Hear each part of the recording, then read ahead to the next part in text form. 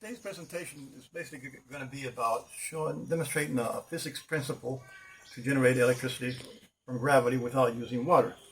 But this theory is even more important than that, because I know that we have planetarily a lot of imbalances, and we need to forecast where those imbalances are going in a very accurate way, so we have a better opportunity to use other tools to correct the imbalances.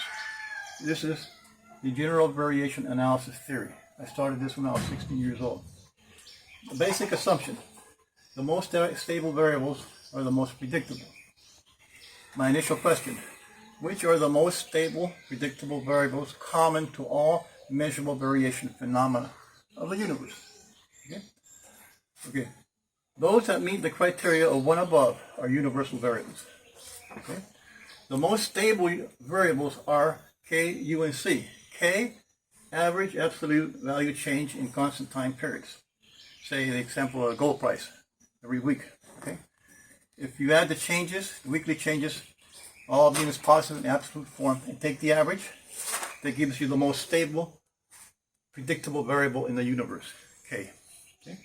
Then you have just the positive changes. The average of that is a universal variable. And the negative average, the negative changes, the average is also universal variables.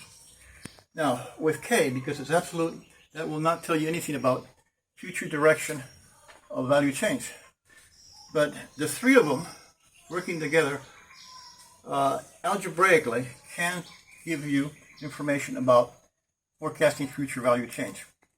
Because our initial postulate, right? The most stable variables are the most predictable. These are the most stable. So you project these into the future, plug them into the formula, and you get the next value, the net value change for the future. Okay? But the really amazing thing is that this works for all measurable variations in the universe. So we can see on one mathematical model the behavior of all variation. And of course, that's impossible for man to put all the variations in the universe in one model.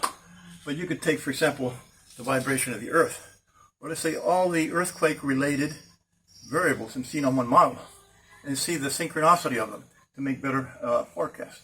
Okay. So thank you for allowing me to introduce you to the general variation analysis theory. Okay. Thank you. Okay. Now we'll go to the principle